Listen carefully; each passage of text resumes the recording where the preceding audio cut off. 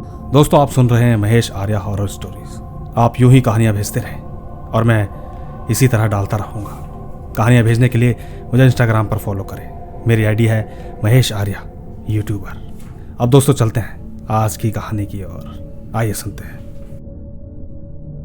आज मैं आप सभी को अपने पिताजी और खुद के साथ बीती हुई एक कहानी बताना चाहती हूँ। ये बात आज से लगभग 2 साल पहले की है, जब मेरे पिताजी ठीक थे। उन दिनों मेरे मायके में अगरबत्ती का बिजनेस होता था और पिताजी घर में ही इन सबको बनवाते थे। वो ठीक इनको ऑर्डर पर सेल करते थे। पिताजी अक्सर खरीदारी के लिए 2 या 3 दिन में छत्तीसगढ़ से रायपुर जिले में जाया करते थे। इसी तरह एक रात उनको बहुत देर हो गई। यूं मानिए उनकी ट्रेन छूट गई। वो उस वक्त दूसरी ट्रेन से आए जो कि रात को 12 बजे की थी। लेकिन दोस्तों, किसी कारणवश वो ट्रेन भी 2 घंटे लेट हुई, जिसकी वजह से पिताजी 2 घंटे और लेट हो गए। सबसे बड़ी बात दोस्तों, हमारे घर के थोड़ी ही दूरी पर रेल की पटरी है और रेलवे बिजली का ऑफिस भी है। उस दिन रात करीब 10 या 11 बजे किसी लड़की की आवाज आ रही थी, मानो जैसे दर्द में चीख रही हो। उसकी आवाज को हमने तकरीबन 2 बार सुना। यह आवाज बिजली ऑफिस की तरफ से आ रही थी। एक बार को तो हमें ऐसा भी लगा कि शायद कोई लड़का होगा जो कि पटरी पर चलते चलते ऐसे ही मस्ती कर रहा होगा। हम चुपचाप सो गए, क्योंकि पिताजी ने कॉल करके बताया कि मैंने माल ट्रांसपोर्ट में डलवा दिया है और मुझे आने में देर लगेगी। बाकी मैंने आपको पिताजी के बारे में पहले ही बता दिया। हालांकि पिताजी जब ट्रेन से उतरे तो उन्होंने सोचा कि मैं अगर सड़क से गया तो ज़्यादा दूर पड़ेगा, इसलिए उन्होंने पटरी आने का फैसला किया, जो कि मेन रोड से आधे घंटे का रास्ता है और अगर पटरी के रास्ते से हो तो केवल 5 मिनट का रास्ता। खैर, पिताजी आ रहे थे। चलते चलते वो जैसे ही बिजली ऑफिस के पास पहुंचे तो उन्होंने देखा कि एक लड़का जो कि 19-20 साल का लग रहा था, वो उन्हें वहां पर खड़ा दिखाई दिया। एक बार को तो उनको लगा कि शायद कोई चोर होगा। उसे देखकर पिताजी डर भी रहे थे, क्योंकि उनके पास 10 या 15 किलो का सामान था, वही अगरबत्तियों का। उनको डर था कि कहीं ये लड़का छीन न ले और साथ ही कहीं मारपीट ना करे। सही मायने में बताऊं तो टाइम और जगह ऐसी थी कि चिल्लाने के बाद भी कोई आने वाला नहीं था। खैर, पिताजी ने अपने चलने की स्पीड तेज की। वो ठीक उस लड़के से आगे निकल गए, लेकिन उस लड़के ने पिताजी को आवाज दी। कहने लगा, अंकल जी सुनो, अंकल जी मेरी बात सुनो। पिताजी ने एक बार भी जवाब नहीं दिया। उसने फिर से कहा कि अंकल जी मेरी बात सुनिए, एक बार प्लीज इधर आइए ना। पिताजी ने दोबारा इग्नोर किया। वो इतना डर गए कि डर के मारे अपना सामान वहीं छोड़कर दौड़ते हुए भागकर घर आ गए। उनको देखकर हमें बड़ा अजीब सा लगा। वो एकदम पसीने पसीने हो चुके थे। उन्होंने घर पर आकर ये सारी बात हमें बताई। इसके बाद भैया और मेरे चाचू का लड़का और साथ पिताजी तीनों मिलकर वापस वहीं गए। वहां पहुंचकर उन्होंने पाया कि सामान तो वहीं पड़ा था, लेकिन वो लड़का कहीं नजर नहीं आया। घर वालों ने सोचा कि हमें उस लड़के से क्या लेना देना, अच्छा ही है, कम से कम शायद वो चोर नहीं था। उन्होंने चुपचाप सामान पकड़ा और वापस घर आ गए। दोस्तों, उसके अगले दिन बहुत शोर होने लगा कि बिजली ऑफिस के पास ट्रेन ट्रांसफार्मर, जो कि बिजली की तारों से घिरा हुआ है, उसी लॉन्ड्री के अंदर उस लड़के की लाश मिली। शायद उसको मार दिया गया था। जब पुलिस वालों ने 2 लड़कों को पकड़ा तो उन्होंने बताया कि हमने 9:30 बजे उसको बुलाकर यहां तकरीबन 10:15 बजे तक मारा था। और दोस्तों, ठीक उसी वक्त हमने उस लड़के की आवाज सुनी थी। शायद वो उस वक्त जिंदा था। चाकू मारने की वजह से दर्द से उसने आवाज लगाई थी। वो मात्र 11वीं क्लास के बच्चे थे। हो सकता है मरने के बाद उस लड़के ने शायद पहली बार मेरे पिताजी को देखा, या आप यूं भी कह सकते हैं कि उस लड़के की आत्मा ने उस वक्त उसने मदद के लिए पिताजी को कहा। मगर पिताजी तो खुद डर गए थे। उन्हें तो मालूम भी नहीं था कि ये किस्सा अभी कुछ ही घंटों पहले का है। दोस्तों, शुक्र है पिताजी को उस दिन के बाद से कुछ भी नहीं हुआ। लेकिन कुछ दिन पहले की बात है, मेरे फूफा ससुर की डेथ हो गई थी। और आपको बता दूं कि हम सब सरदार हैं। हम सब प्रकाश के लिए गुरुद्वारा जाते हैं, वो भी सुबह के 3:30 बजे। उस दिन हमें बिल्कुल मालूम नहीं था कि हमारे घर की घड़ी खराब हो गई है। हमने देखा कि उस घड़ी में सुबह के 3:44 हो रहे हैं। साथ ही हमने इतना दिमाग नहीं लगाया कि मोबाइल टाइम भी देख लें। हमने कुछ भी नहीं देखा और जल्दी नहा धोकर घर से निकल गए। उस वक्त मैं और मेरे हस्बैंड और मेरी एक छोटी सी बच्ची 8 महीने की, हम तीनों बाइक में निकल गए। वैसे तो हम रोज 3:30 बजे घर से निकलते थे। हमें उस वक्त कुछ लोग नजर आते थे जो कि गुरु घर की सेवा करते थे। कई लोग तो रास्ते में पैदल भी चलते थे जिन्होंने घोड़े और गाय भैंस रखे थे। वो अक्सर अपने जानवरों को बाहर खूंटे से बांध देते थे। लेकिन दोस्तों, उस दिन कोई नहीं दिख रहा था। अजीब सी खामोशी थी सड़क पर। मैंने अपने हस्बैंड को कहा कि आज क्या बात है, कोई भी इंसान नहीं दिख रहा है, आज बहुत ज्यादा सुनसान नहीं लग रहा। हस्बैंड ने कहा कि सोच तो मैं भी ऐसे ही रहा हूं। लेकिन कुछ दूर आने के बाद हमारी गाड़ी रुक गई, अचानक से बंद हो गई। तभी उन्होंने कहा कि मासी घर पर होगी, मैं मौसा जी की गाड़ी ले आता हूं, हम उसमें चलेंगे। दोस्तों, हमारी मासी सास का घर रास्ते में ही पड़ता था। वो उस वक्त घर में अकेली ही थी क्योंकि मेरे ससुराल सभी फौजी आर्मी में है। उनके बाप बेटे सभी इनमें से कुछ न्यूजीलैंड में है और कुछ स्पेन में, और तो और 5-6 family out of country India से बाहर भी है।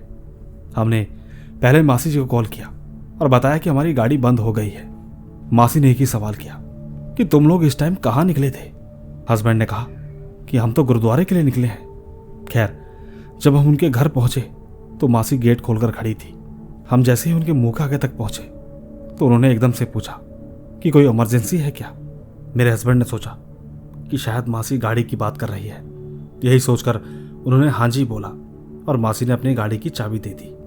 ठीक जब मासी ने अपनी गाड़ी दी तो हमने अपनी बाइक उनके घर पर छोड़ दी। हम ठीक उनकी गाड़ी लेकर निकल गए। थोड़ी ही दूर आगे जाने के बाद एक चौराहा आया। हमने जैसे ही वो चौराहा पार किया तो 2-3 मिनट के बाद ऐसा लगा जैसे गाड़ी किसी बड़ी चीज से टकराई हो। मेरे हस्बैंड ने तुरंत गाड़ी रोक दी। हम दोनों ने उतरकर पूरा देखा। गाड़ी के चारों ओर हमें कुछ भी नहीं दिखाई दिया। हम ठीक वहां से जल्दी से निकले। इस बार मैंने सोचा कि क्यों ना अपनी बेटी को लेकर गाड़ी में पीछे बैठ जाती हूं। मैं ठीक पीछे की सीट पर बैठ गई। दोस्तों, आप यकीन नहीं करोगे, थोड़ी ही देर बाद मुझे तालियों की आवाज सुनाई दी जो कि मेरे ही सामने से आ रही थी। हालांकि मुझे कुछ दिखाई नहीं दिया, पर तालियों की आवाज ऐसे आ रही थी जैसे किन्नर और हिजड़ों की होती है।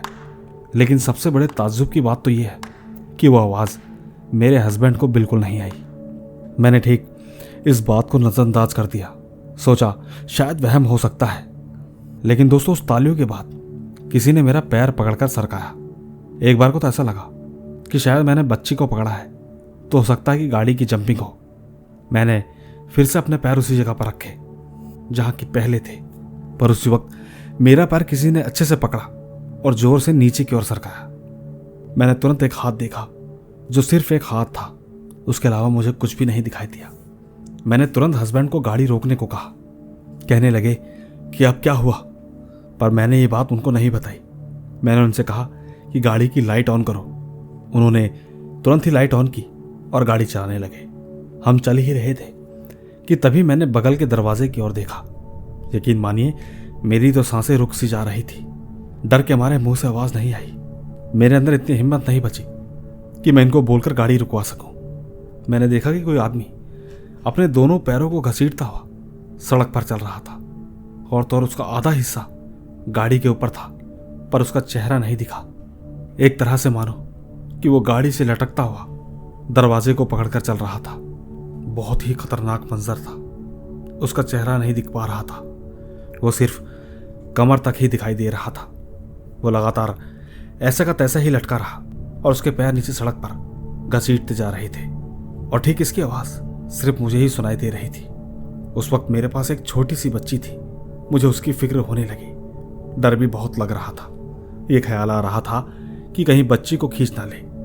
मैंने कहीं सुना था कि छोटे बच्चों पर ये चीजें जल्दी अटैक करती हैं। उस वक्त ऐसा लग रहा था मानो कि जैसे मेरे हस्बैंड को कोई फर्क ही नहीं पड़ रहा हो। वो तो बस मस्ती में गाड़ी चलाए जा रहे थे। जैसे तैसे हम गुरुद्वारे के गेट पर पहुंचे। तब मैंने पाया कि सब कुछ एकदम शांत हो गया। वो साया एकदम गायब हो चुका था। जैसे ही मेरे हस्बैंड ने गाड़ी रोकी तो मैंने उनसे कहा कि सुनो, आप एक बार ये बोलो कि जो भी हमारे साथ आया है यहीं से वापस चला जाए। वो तो शुक्र था कि मेरे हस्बैंड समझ गए कि मैं ऐसा क्यों बोल रही हूँ। उन्होंने मुझे गाड़ी से बाहर आने से रोका और खुद पहले निकले। उस वक्त उन्होंने हाथ पे किरपान ली थी।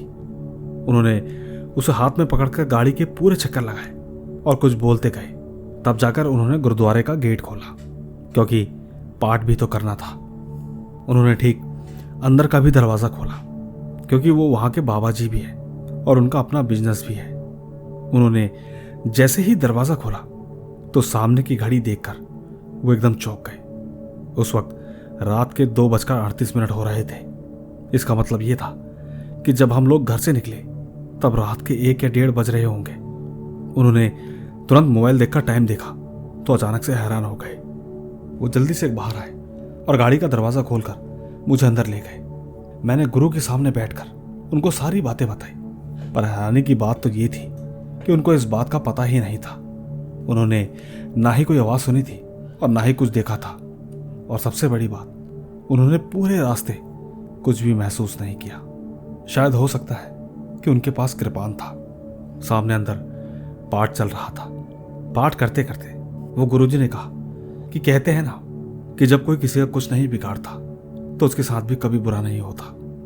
शायद दोस्तों हम उस दिन गुरु घर के नाम से निकले थे, और एक यही वजह थी कि गुरु नानक जी ने हम पर अपनी कृपा बरसाई।